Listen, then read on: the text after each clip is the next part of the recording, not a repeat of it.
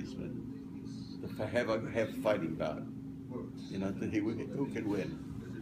And I used to get so ill about those things. I used to vomit beforehand. I used to.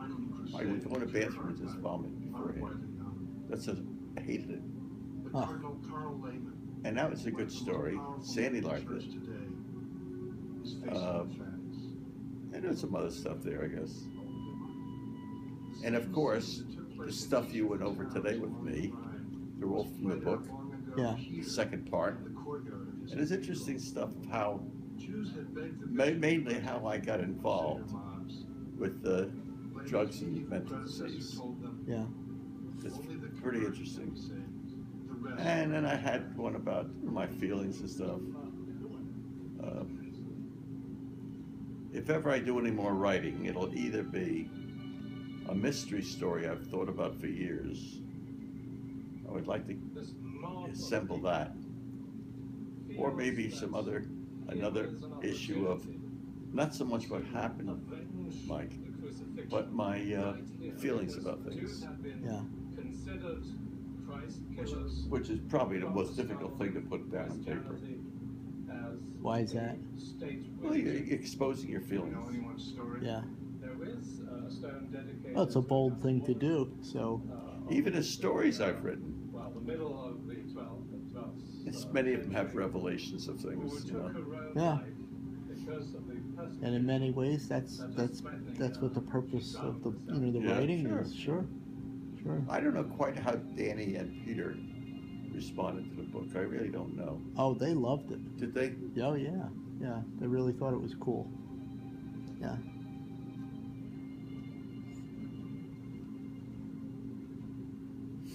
Well, that's really who I wrote it for.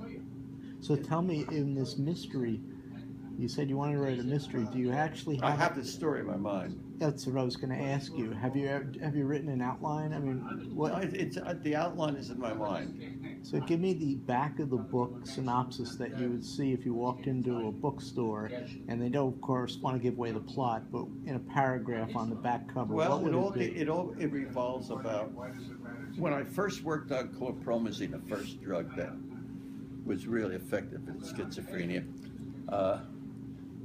One of the main properties of it in animals and in people, I guess, especially what we gave it to dogs and monkeys and things like that, was a total quiescence of him. You can slap the dog or slap the monkey, do anything you want. They took it. Totally submissive. They took submissive, sedated, and stuff like that. Yeah. And yet, they could walk around and look normal. Appear normal to you. Yeah, to anybody. But inside your head, they're really out of it. Yeah.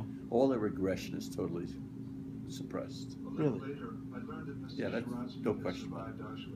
How did you test for aggression? Well, you get the most ferocious monkey, rhesus monkey, would take your head off just as soon as look at you. You can pet them. They look all right. They're sitting up and standing, and yet they're unresponsive to anything that would have stirred them up. Zoned out. Right. So that's basically, then we go back to some guy who's a very wealthy guy, has a big estate, and has lots and lots of wealthy things in his house.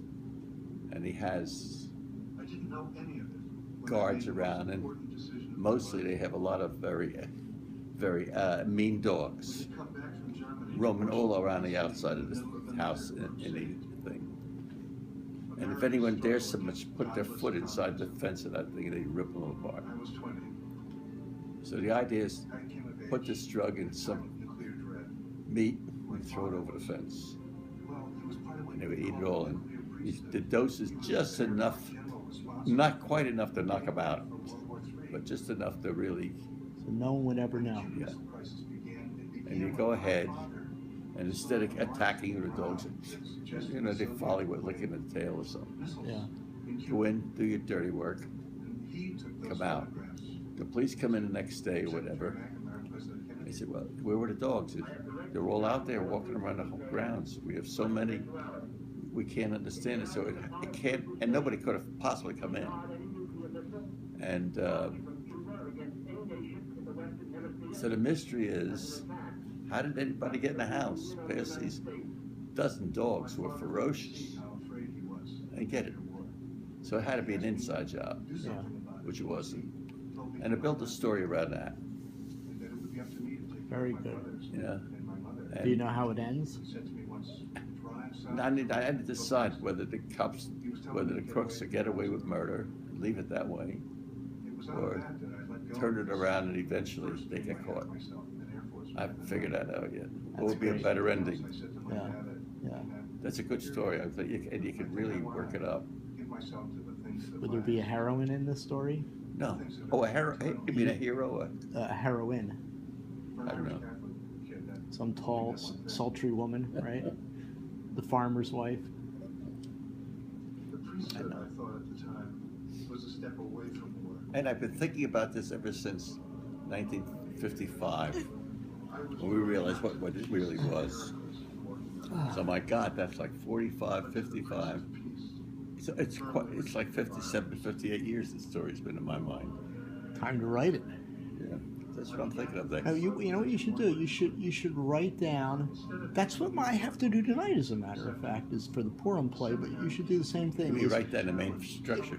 I've already written on a single page the three scenes at the high level. What happens? What are you doing in the three scenes? What is it? What's for what? For the Purim play next year. Yeah. Oh, next year. Tonight I have to start writing. Yeah. Yeah. But my point is you could do the same thing. Take that step and just write down like 1 or 2 pages of the whole story, and then once you have that 1 or 2 pages written down, and then you expand. Then you take, it's like eating an elephant. You take a bite at a time and you just start, because it's one of your stories. It's just that you already write, but it's just 30 times as long. Right. Yeah. From my father. That's funny. It's a good story, actually.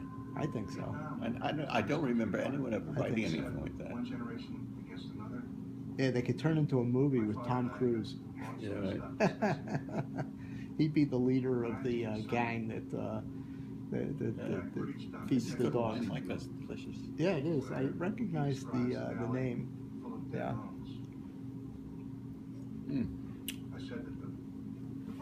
Just be careful. No, don't drink that and then one block and fall. Okay. Yeah. I can't tell you when I had a glass of wine last. At my house, probably. Probably at Rosh Hashanah. I don't know. Yeah. Yeah. Even then, I had less than that. Yeah. But it was plenty close.